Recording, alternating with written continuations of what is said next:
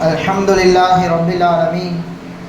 Wassalatu wassalamu ala khatamin nabiyyin wa ala alihi tayyibin wa ashabihi tahirin wal mu'minina wal muslimina kullihim ajma'in. Amma ba'd. Qala Allah subhanahu wa ta'ala fil Qur'anil Karim al kalamil mubin. A'udhu billahi minash shaitanir rajim. Bismillahir rahmanir rahim. Inna iddatash shuhuri 'inda Allahi 12 shahran في كتاب الله يوم خلق السماوات والأرض صدق الله العظيم. قال محمد رسول الله صلى الله عليه وسلم في حديثه الشريف قالت عائشة الصديقة رضي الله تعالى عنها تزوجني النبي صلى الله عليه وسلم في شوال وبنى بي في شوال أو كما قال عليه الصلاة والسلام. எல்லா புகழும் அளவற்ற அருளாளன் நிகரற்ற அன்புடையவனுமாகிய எல்லாம் வல்ல அல்லாஹுக்கே உண்டாகட்டும்.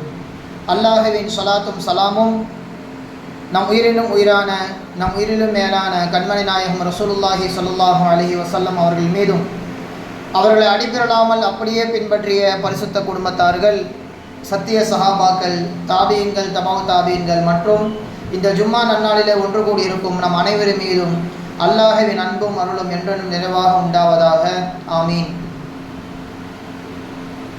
எல்லாம் வல்ல அல்லாஹ் ஜல்ல ஷானஹு வ தஆலா புனிதமிக்க ரமலான் மாதத்தை அடைய செய்தான். ஈதுல் ஃபித்ர் நோன்பு பெருநாள் தொழுகையை அல்லாஹு தாலா நமக்கு தந்து நம்மை மகிழ்ச்சிப்படுத்தினான். அதற்கு பிறகு வருகின்ற ஷவ்வால் மாதத்தின் முதலாவது ஜும்மா இது. வரலாற்றிலே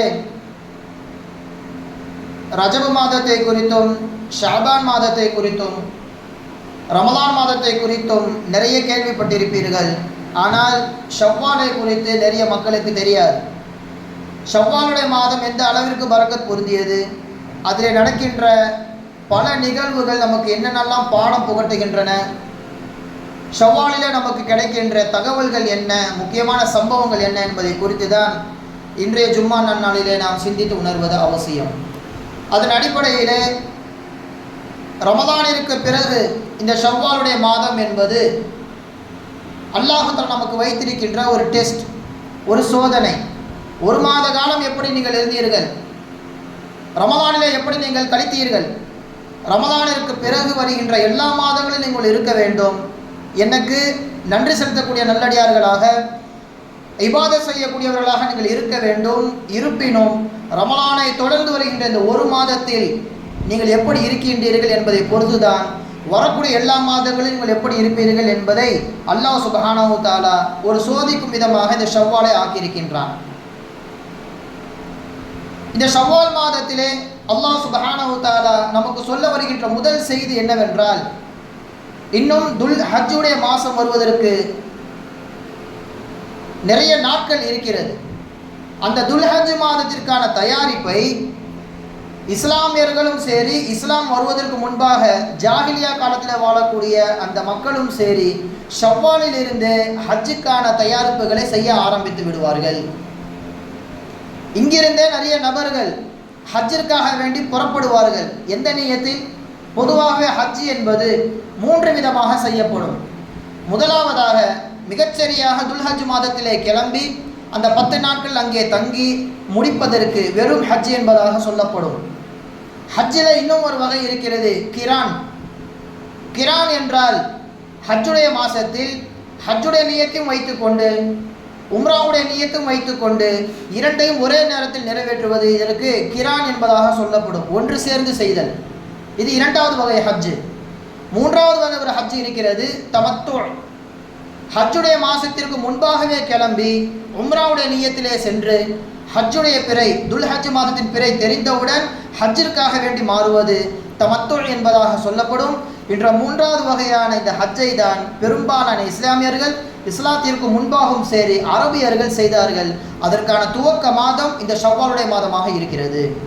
அதனால தான் அல்லாஹ் சுப்ஹானஹு வ தஆலா ஹஜ்ஜுடைய மாதத்தை குறித்து சொல்லுகின்ற பொழுது வெறும் துல்ஹஜ் என்பதாக மட்டும் அல்லாஹ் தஆலா சொல்லவில்லை.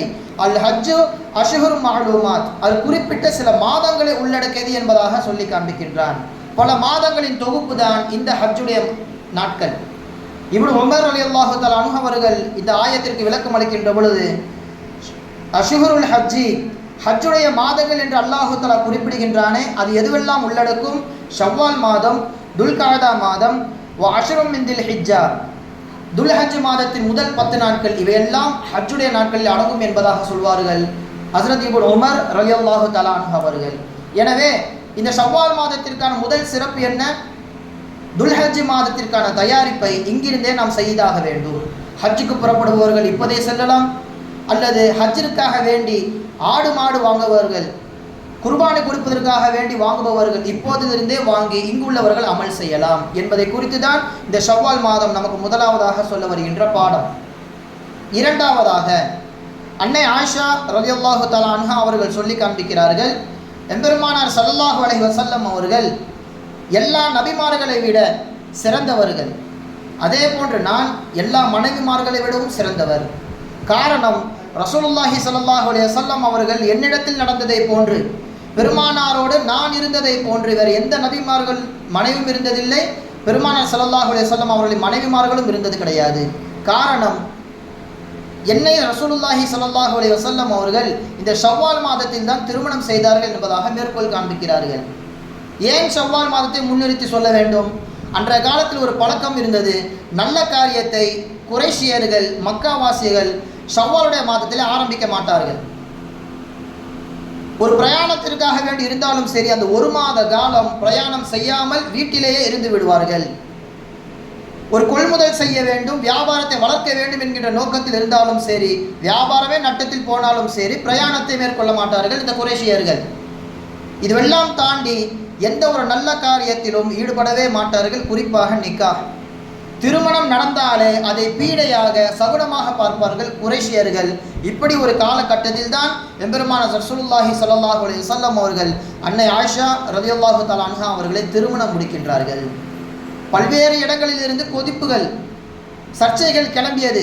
என்ன இந்த முஹம்மது முதலில் அல்லாஹ் என்கின்ற ஒருவனை அறிமுகப்படுத்தினார், பிறகு நம்முடைய எல்லா விதமான கொள்கைகளையும் கலாச்சாரங்களையும் மாற்றினார். இப்போது சகுனம் நிறைந்த பீடை பிடித்த இந்த ஷவ்வால் மாதத்தில் திருமணம் செய்து விட்டாரே என்பதாக மக்கள் எல்லாம் குத்தலாக பேசுகின்ற பொழுதுதான் அன்னை ஆயிஷா ரலியல்லாஹு தஆலா அன்ஹா அவர்கள் ஷவ்வாலிற்கு பிறகு எனக்கு நடந்த அனுபவத்தை சிறப்பித்து கூறுகிறார்கள். என்ன சொன்னார்கள்? தஸவ்வஜனி அன்-நபி ஸல்லல்லாஹு அலைஹி வஸல்லம் ஃபீ ஷவ்வால், ரசூலுல்லாஹி ஸல்லல்லாஹு அலைஹி வஸல்லம் அவர்கள் என்னை ஷவ்வாலிலே திருமணம் முடித்தார்கள். வ பனாபிய ஃபீ ஷவ்வால், என்னோடு குடும்பம் நடத்தியதும் இதே ஷவ்வாலுடைய மாதத்தில் தான்.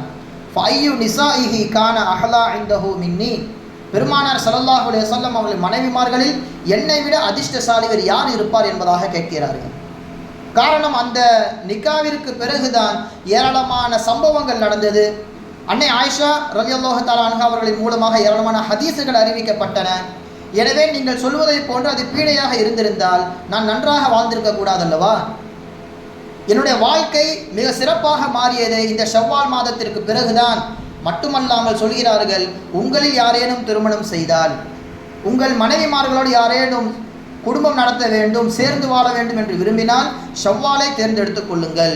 வகானத் ஆயிஷா தஸ்தஹிப்பு அன் துத்ஹில நிசாஅஹா ஃபீ ஷவ்வால், தன்னோடு வாழ்கின்ற சக பெண்களை இவ்வாறு ஆர்வமூட்டுவார்களாம், உங்கள் கணவனோடு நீங்கள் சேர்ந்து வாழ்கின்ற அந்த தாம்பத்திய உறவை ஷவ்வாலில் வைத்துக் கொள்ளுங்கள். காரணம், என்னுடைய கணவர் ரசூலுல்லாஹி ஸல்லல்லாஹு அலைஹி வஸல்லம் அவர்கள் இந்த நாளில் தான் என்னோடு ஒன்று சேர்ந்தார்கள். எனவே இது பரக்கத் பொருந்திய மாதம் என்பதாக சொல்வார்கள் அன்னை ஆயிஷா சித்திகா ரலியல்லாஹு தஆலா அன்ஹா அவர்கள். எனவே இந்த ஷவ்வால் மாதம் அது பீடைக்குரிய மாதம் கிடையாது, அது திருமணம் செய்வதற்கு மிக உகந்த ஒரு மாதம். அதனால்தான் இன்றைய காலத்தில் ஷவ்வாலில் நிறைய திருமணங்களை ஏற்பாடு செய்வதை நீங்கள் பார்க்கலாம். நிறைய பத்திரிகைகள் குவிந்திருக்கும். அரபுகள் அப்படித்தான் நினைத்தார்கள். ஏனென்றால் இந்த ஷவ்வால் என்கின்ற வார்த்தைக்கான பொருளை என்னவென்றால் உயர்தல், குறைதல், வறட்சி, இது போன்ற பல அர்த்தங்களை உள்ளடக்கியது தான் இந்த ஷவ்வால். எனவே பேரை மட்டுமே அவர்கள் முன்னிறுத்தி சகுனம் பார்த்தார்கள், அதை அவசகுனமாக கருதினார்கள். அதுவெல்லாம் தரைமட்டமாக்கும் விதமாக ரசூலுல்லாஹி ஸல்லல்லாஹு அலைஹி வஸல்லம் அவர்கள் இந்த ஷவ்வால் மாதத்தை திருமணத்திற்கு உகந்த நாள் என்பதாக மாற்றி அமைத்தார்கள். எனவே ஹஜ்ஜிற்கான ஏற்பாடு செய்வதற்கான உகந்த மாதம் இது, திருமணம் செய்வதற்கு மிக பரக்கத் பொருந்திய ஒரு மாதம் இது. மூன்றாவது இந்த மாதம் நமக்கு சொல்ல வருகின்ற செய்தி, இந்த மாதத்தில் தான் அப்துல்லா இப்னு ஜுபைர் ரலியல்லாஹு தஆலா அன்ஹு அவர்கள் பிறக்கிறார்கள். பிறப்பு என்பது சாதாரணமானது. யார் வேண்டுமானாலும் பிறக்கலாம். ஏன் இந்த சஹாபியை குறிப்பிட்டு சொல்ல வேண்டும் என்றால், மக்காவிலிருந்து மதினாவிற்கு சென்றவுடன் ஒரு நபருக்கு கூட குழந்தை பிறக்கவே இல்லை. எல்லாருக்கும் குழந்தை தரிக்கிறது, ஆனால் பிறக்கின்ற பொழுது இறந்து போய்விடுகிறது அல்லது கருவிலேயே கலந்து விடுகிறது. இப்படி ஹிஜ்ரத் செய்து வந்ததற்கு பிறகு மதினாவின் மண்ணிலே முஸ்லிம்களுக்கு ஒரு குழந்தை கூட பிறக்கவில்லை. இதனால் முஸ்லிம்கள் கவலைப்பட்டார்கள்.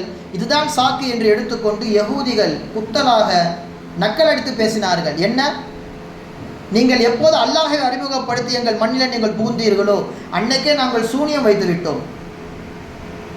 மக்காவிலிருந்து யார் யாரெல்லாம் வருகிறார்களோ அவர்களுக்கு குழந்தை பிறக்காது என்பதாக நாங்கள் சூனியம் வைத்து விட்டோம். உங்களுக்கு குழந்தை இனிமேல் பிறக்கவே பிறக்காது என்பதாக குத்தலாக பேசினார்கள், நக்கல் அடித்தார்கள். முஸ்லிம்களுக்கு இது மிகப்பெரிய ஒரு கவலையாக ஏற்படுத்தியது. அந்த சமயத்தில் தான் அப்துல்லா இப்னு ஜுபைர் ரலியல்லாஹு தஆலா அன்ஹு அவர்கள் அஸ்மா ரலியல்லாஹு தஆலா அவர்களுக்கு மகனாக பிறக்கிறார்கள்.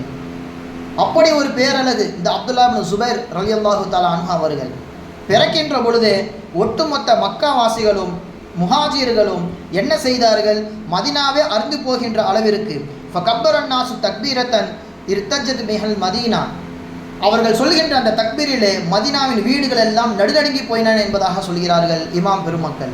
அந்த அளவிற்கு சந்தோஷத்திலே முஹாஜிர்கள் சந்தோஷத்திலே அவர்கள் உச்சத்தை தொட்டார்கள். அந்த அளவிற்கு இந்த ஷவ்வால் மாதத்தை முன்னிறுத்தி சொல்வதற்கான காரணம் என்ன, இங்கே நடந்த முக்கியமான நிகழ்வுகளில் இதுவும் மிக குறிப்பிடத்தக்க ஒரு நிகழ்வு. அப்துல்லா இப்னு ஜுபைர் ரலியல்லாஹு தஆலா அவர்கள் பிறக்கிறார்கள். பிறந்தவுடன் தாய்ப்பால் கொடுப்பதற்கு முன்பாக அஸ்மா ரலியல்லாஹு தஆலா அன்ஹா அவர்கள் ரசூலுல்லாஹி ஸல்லல்லாஹு அலைஹி வஸல்லம் அவரிடத்தில் அழைத்து செல்கின்றார்கள். பெருமானார் ஸல்லல்லாஹு அலைஹி வஸல்லம் அந்த குழந்தையை வாங்கி பேரித்தம்பளத்தின் சின்ன ஒரு கீற்றை பீத்து தங்களுடைய பரக்கத் பொருந்திய உமிழ் நீரை அதில் நினைத்து அந்த குழந்தையின் வாயிலே திணிக்கிறார்கள். தாய்ப்பால் அருந்துவதற்கு முன்பாக அந்த குழந்தையின் வயிற்றுக்குள் சேர்ந்த முதல் அமிலம், முதல் ஒரு அமுதம் என்னவென்றால் ரசூலுல்லாஹி ஸல்லல்லாஹு அலைஹி வஸல்லம் அவர்களின் பரக்கத் பொருந்திய அந்த உமிழ் நீர் தான். அதற்கு பிறகு நன்னா அபூபக்கர் சித்திக் ரலியல்லாஹு தஆலா அன்ஹு அவர்களை அழைத்து, அபூபக்கர் உங்கள் பேரனுடைய காதலை நீங்கள் வாங்க சொல்லுங்கள் என்பதாக சொல்கிறார்கள். அதற்கு பிறகு அப்துல்லா இப்னு ஜுபைர் ரலியல்லாஹு தஆலா அவர்கள் வாழ்க்கை வரலாற்றை பார்க்கின்றோம். கான அஹதுல் ஃபுதலாஇ ஃபின் நாஸ், மக்களிலே மிகவும் பிரசித்தி பெற்ற ஒரு நபராக இருந்தார். கான ஷுஜாஅன் வ பயானன், மாபெரும் போர் வீரராகவும் அழகிய முறையிலே பேசக்கூடியவராகவும் இருந்தார் என்பதாக அவரை குறித்து சொல்லப்படுகின்றது. சஹாபாக்களில் குறிப்பிட்ட சில நபருக்கு மட்டும்தான் இப்படி ஒரு சிறப்பு இருக்கும். என்னவென்றால், இரண்டு கையிலுமே போர் செய்வது. குதிரையில் போய்கொண்டிருக்கின்ற பொழுது இந்த கையிலும் அவர்கள் வாளை சுழட்டுவார்கள், இடது கையாலும் போர் செய்வார்கள். இப்படிப்பட்ட மாபெரும் சிறப்பிற்கு சொந்தக்காரர் அப்துல்லா இப்னு ஜுபைர் ரலியல்லாஹு தஆலா அன்ஹு அவர்கள் தான். எனவே இவர்களுடைய பிறப்பு இந்த ஷவ்வால் மாதத்தில் நடந்தது என்பதை குறித்து தான் இந்த நிகழ்வை முன்னெடுத்து வைப்பதற்கான காரணம். எனவே இந்த மாதத்தில் நடந்த இன்னும் சில சுவாரஸ்யமான சம்பவங்கள், உஹது போர், கந்தக் யுத்தம், ஹுனைன் போர் போன்ற மாபெரும் யுத்தம் இந்த ஷவ்வால் மாதத்தில் தான் நடந்தது. பத்ரிலே மண்ணை கவி கொண்டு ஓடிக்கொண்ட குறைஷியர்கள் மக்காவாசிகள் எப்படியாவது பழி தீர்த்திட வேண்டும் என்பதற்காக வேண்டி மீண்டும் உஹதிலே சந்தித்தார்கள். உஹது போர்க்களம் மிகவும் மூர்க்கமாக போகிறது. முஸ்லிம்களுக்கு தான் ஆரம்பத்தில் வெற்றி, ஓட வெற்றினார்கள் முஸ்லிம்கள். ஆனால் தலைமைக்கு கட்டுப்படாமல் சில சஹாபாக்கள் என்ன செய்தார்கள், ரசூலுல்லாஹி ஸல்லல்லாஹு அலைஹி வஸல்லம் அவர்கள் மலை மீது 50 வில் வீரர்களை நிற்பாட்டினார்கள். நான் சொல்லும் வரைக்கும் யாரும் இறங்கக்கூடாது என்பதாக அவர்கள் கட்டளை விதிக்க கீழே எதிரிகள் எல்லாம் விரண்டு ஓடி போய்விட்டார்கள். எனவே காட்சியை மட்டும் கண்டு பெருமானார் ஸல்லல்லாஹு அலைஹி வஸல்லம் அவர்கள் வார்த்தையை மறந்து போனார்கள். சில வில் வீரர்கள் போர்தான் முடிந்து விட்டதே, இனிமேல் எதற்கு நாம் மேலே காத்திருக்க வேண்டும் என்று சில வில் வீரர்கள் அந்த 50 நபர்களில் பாதி பேர் கீழே இறங்கி விட்டார்கள். இன்னும் சில பேர் ரசூலுல்லாஹ் சொல்லாமல் நாம் இறங்கக்கூடாது என்பதாக மேலே இருந்து விட்டார்கள். எனவே ஓடிப்போன அந்த எதிரிகள் மேலே நம்மை தாக்குவதற்கு யாரும் இல்லை என்று தெரிந்தவுடன் மீண்டும் மலையை சுற்றியவாறு வந்து பின்னால் முஸ்லிம்களை தாக்க நினைக்கிறார்கள். அதனால் முஸ்லிம்களுக்கு மாபெரும் சேதம் ஏற்பட்டது. 70 சஹாபாக்கள் அந்த இடத்திலே கொல்லப்படுகிறார்கள். அதிலே ஷஹீதானவர்கள் தான் ஹம்சா ரலியல்லாஹு தஆலா அன்ஹு அவர்கள். எனவே இந்த ஷவ்வால் மாதத்தில் நடந்த இந்த உஹது போரின் மூலமாக நமக்கு தெரிய வருகின்ற செய்தி இதுதான், தலைமைக்கு கட்டுப்பட வேண்டும். காட்சியை கண்டு முடிவெடுத்து விடக்கூடாது. பெருமானார் ஸல்லல்லாஹு அலைஹி வஸல்லம் அவர்களின் வார்த்தைக்கு கட்டுப்பட வேண்டும். ரசூலுல்லாஹ் சொல்லவில்லையானால் அன்று இரவே கழிந்தாலும் மலை மீதே நிற்க வேண்டும் என்பதுதான் இந்த போரின் மூலமாக நமக்கு தெரிய வருகின்ற செய்தி. மேலும் இதே மாதத்தில் நடந்தது தான் கந்தக் யுத்தம். சுமார் 12,000 வீரர்களை அழைத்து கொண்டு யகூதிகள் ஒட்டுமொத்த அரபுகளையும் திரட்டி கொண்டு மதீனாவிற்கு வருகிறார்கள். இந்த செய்தி கேள்விப்பட்டவுடன் ரசூலுல்லாஹி ஸல்லல்லாஹு அலைஹி வஸல்லம் அவர்கள் ஆலோசனை நடத்துகின்றார்கள். நாம் எண்ணிக்கையில் இப்போது குறைவாக இருக்கின்றோம், மீண்டும் ஒரு மாபெரும் போரை ஏற்பாடு செய்வதற்காக யகூதிகள் அரபுகளை திரட்டி கொண்டு வருகிறார்கள், நாம் என்ன செய்யலாம்? அந்த சமயத்தில் தான் சல்மான் ஃபாரசி ரலியல்லாஹு தஆலா அன்ஹு அவர்கள் ஆலோசனை கொடுக்கின்றார்கள். எங்களுடைய பாரசீக நாட்டிலே நாங்கள் போர் செய்வதற்கு பதிலாக சில யுக்திகளை கையாளுவோம். எங்கள் நகரங்களை சுற்றி நாங்கள் குழிகளை தோண்டி விடுவோம். எனவே எதிரிகள் வர முடியாமல் திரும்பி போய்விடுவார்கள். இந்த ஆலோசனை எடுத்து செய்யலாமா என்பதாக முன்வைக்கிறார்கள். ஆலோசனை பிடித்து போய் ரசூலுல்லாஹி ஸல்லல்லாஹு அலைஹி வஸல்லம் அவர்கள் மற்ற சஹாபாக்கள் மாதக்கணக்கில் வேலை செய்கிறார்கள். மதீனாவை சுற்றி மாபெரும் குழி தோண்டப்படுகிறது. அதனால்தான் அந்த போருக்கு ஹந்தக் என்பதாக பெயர். அகல் யுத்தம். வந்த அந்த 12,000 வீரர்களும் வந்த அந்த 10,000 வீரர்களும் செய்வதறியாமல் இப்படி ஒரு யுக்தியை இதுவரைக்கும் அரபுகள் கண்டதே கிடையாது. அவர்களால் போர் செய்ய முடியும், வாளால் அவர்களால் போர் செய்து வீழ்த்த முடியும். ஆனால் போர் செய்யாமல் இரத்தங்களை சிந்தாமல் இப்படி ஒரு யுக்தி அரபுகள் கண்டதில்லை. வந்தவர்கள் குழியை தாண்ட முடியாமல் அங்கேயே டென்ட் அடித்து இருக்கிறார்கள். ஒரு மாத இறுதியில் அல்லாஹு தஆலா மாபெரும் சூறாவளி காற்றை கொடுத்து அனைவரும் விரட்டி அடித்து விட்டான். இந்த சம்பவம் நமக்கு இந்த ஷவ்வால் மாதத்தில் தான் நடந்தது. மூன்றாவதாக நடந்த மாபெரும் யுத்தம் ஹுனைன் யுத்தம். முஸ்லிம்கள் இங்கே 12,000 பேர், காஃபிர்கள் அங்கே இவர்களை விட அதிகமாக இருக்கின்றார்கள். ஆனால் முஸ்லிம்களுக்கு ஒரு சின்ன மனதிலே சந்தோஷம். என்ன? நாங்கள் பத்ரிலே 313 பேராக இருந்து 1000 நபர்களை எதிர்த்தோம். இப்போது ஹுனைன் யுத்தத்திலே நாங்கள் 12,000 பேர். எனவே எப்படியும் தோற்கடித்து விடலாம் என்கின்ற நம்பிக்கையில் செல்கின்றார்கள். அந்த போர் தோல்வியில் முடிகிறது. அல்லாஹ் தஆலா இதை குர்ஆனிலும் சொல்லி காண்பிக்கின்றான். நீங்கள் எண்ணிக்கையில் அதிகம் என்பதை நினைத்து போருக்கு வந்தீர்கள், நீங்கள் நம்பிக்கையை அல்லாஹ் மீதானே வைக்க வேண்டும் என்கின்ற பாடத்தையும் அல்லாஹ் தஆலா இங்கே புகட்டுகின்றான். எனவே இப்படி மாபெரும் யுத்தங்கள் நடந்தது இந்த ஷவ்வாலுடைய மாதத்தில் தான் என்பதை இமாம் பெருமக்கள் நமக்கு சொல்லி காண்பிக்கிறார்கள். இதுவெல்லாம் ரசூலுல்லாஹி ஸல்லல்லாஹு அலைஹி வஸல்லம் அவருடைய காலத்தில் நடந்த முக்கியமான சில நிகழ்வுகள். பிற்காலத்தில் நாம் பார்க்கின்றோம், ஒரு ஹதீஸ் என்று நாம் எடுத்துக்கொண்டால் இந்த இமாமை நாம் தவிர்க்கவே முடியாது. யார் அந்த இமாம்? புகாரா நாட்டிலே பிறந்த முஹம்மது பின் இஸ்மாயில் அல் புகாரி என்கின்ற புகாரி கிதாபை நமக்கு தொகுத்து வழங்கிய புகாரி இமாம் அவர்கள் மிகச்சரியாக இந்த ஷவ்வால் மாதத்தில் தான் பிறக்கின்றார்கள். ஷவ்வால் மாதத்தின் பிறை 1 ஈதுல் ஃபித்ர் பெருநாள் என்று அவர்கள் வஃபாத் ஆகிறார்கள்.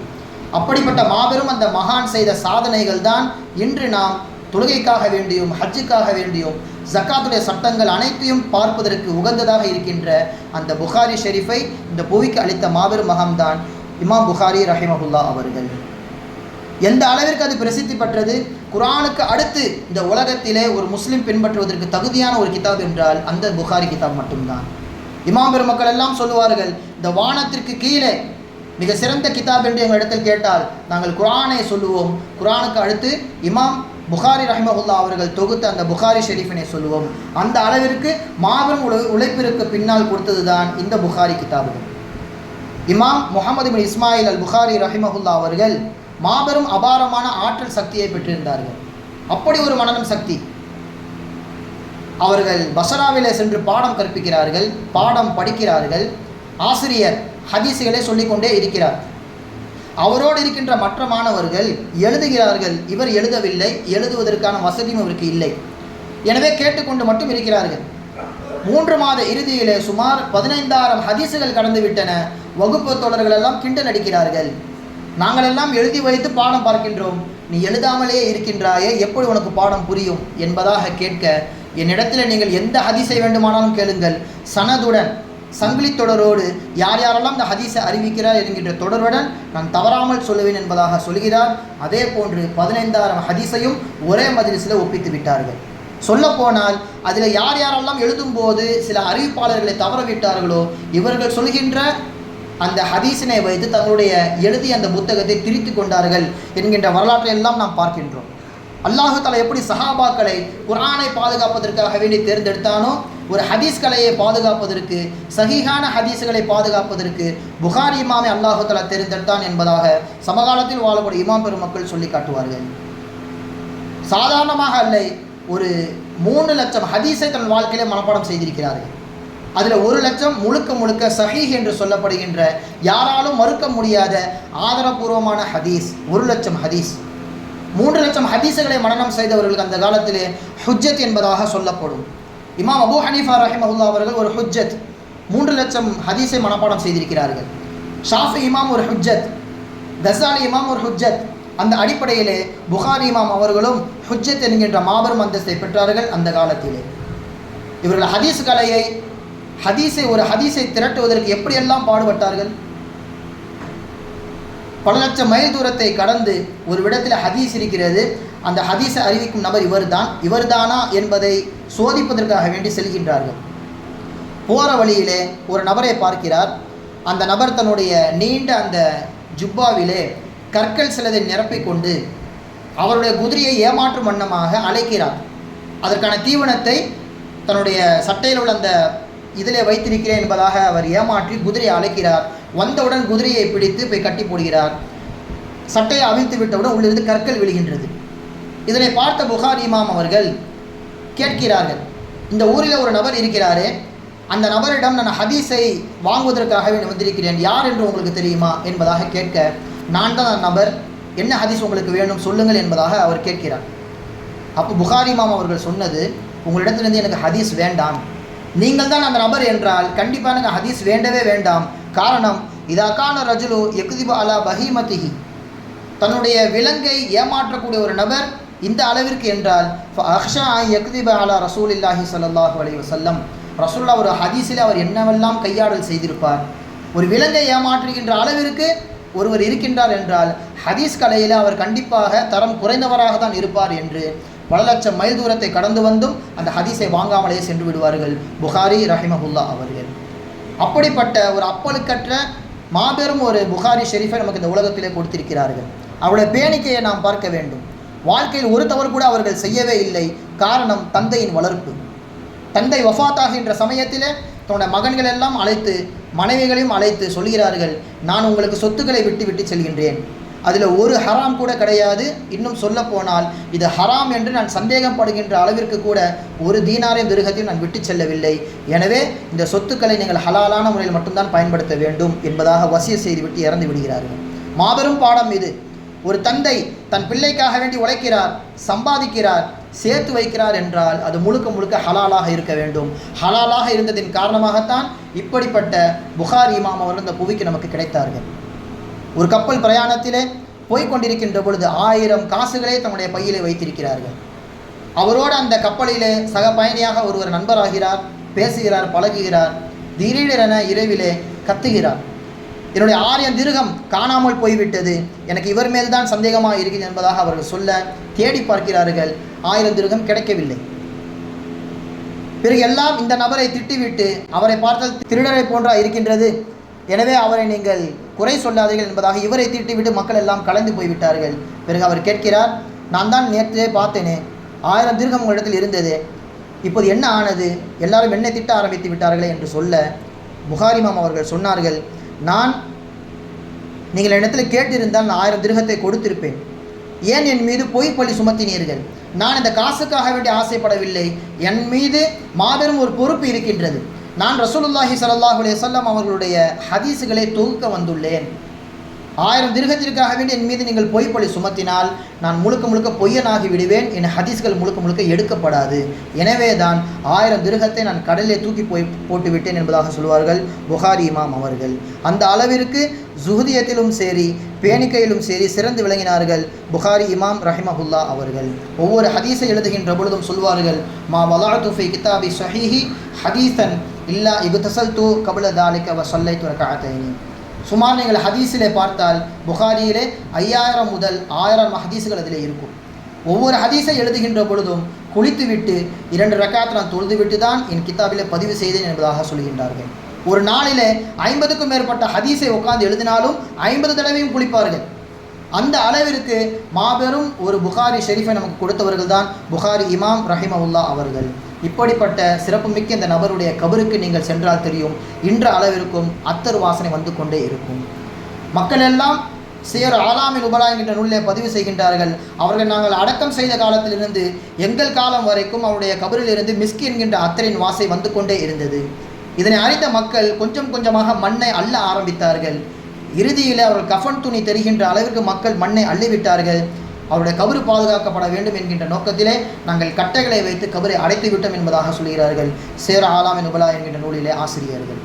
எனவே அப்படிப்பட்ட மாபெரும் இமாம் வாழ்ந்து மறைந்தது இதே ஷவ்வாலுடைய மாதத்தில் தான். இப்படி ஏராளமான சிறப்புகளை இந்த ஷவ்வால் மாதத்தில் நாம் காண இருக்கின்றோம். கண்ணியத்திற்குரியவர்களே, அப்படிப்பட்ட இந்த மாதத்தை நாம் ஆரம்பிக்கின்ற பொழுதே ஒரு பெருநாளோடு ஆரம்பித்தோம். அதனை தொடர்ந்து 6 நாட்கள் 6 நோன்பு என்கின்ற சிறப்புடன் நாம் ஆரம்பித்தோம். ரசூலுல்லாஹி ஸல்லல்லாஹு அலைஹி வஸல்லம் அவர்கள் சொல்கின்றார்கள், மன் ஷாம ரமலான் சும்மத்தபஅஹு சித்தம் மின் ஷவ்வால் கான கஸியாமி தஹர்.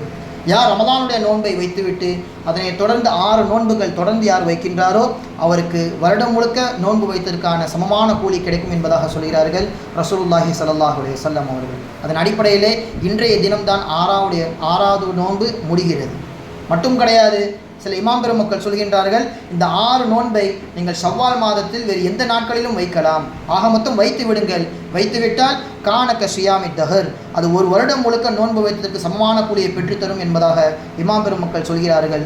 வாய்ப்புள்ளவர்கள் இந்த மாதத்திலே 6 நோன்புகளை பிடிக்கும்படி கேட்டுக்கொள்ளப்படுகிறது. எல்லாம் அல்லாஹ் சுப்ஹானஹு வ தஆலா இந்த ஷவ்வால் மாதத்திலே நமக்கு தர இருக்கின்ற எல்லா விதமான கைர் பரக்கத்துக்களை வழங்கிடுவானாக. வ ஆகிரு தஅவானா அல்ஹம்துலில்லாஹி ரப்பில் ஆலமீன். அஸ்ஸலாமு அலைக்கும் வரஹ்மத்துல்லாஹி வபரகாத்துஹு.